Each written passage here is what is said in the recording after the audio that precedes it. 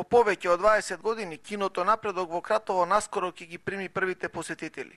Деновиве интензивно се реновира објектот кој во 80-тите години од минатиот век беше центар на сите културни збиднувања во Кратово. Вршена е промена на кровот, значи внатрешно исто така ќе се реновираат зидовите и плафонот и ќе се постават и седишта некаде околу 250, со што во првата фаза ќе ја заокружиме со овој дел за да може да ја ставиме во функција, а во наредниот период секако дека ќе треба да се работи и надвор на решавање на фасадата и на балконот. Внатре исто така ќе бидат реновирани и тоалетите, ќе биде поставени и нови влезни врати и ќе има еден пристоен изглед киносалата и во неја ќе може да се одвиваат, како што кажав, разни манифестации.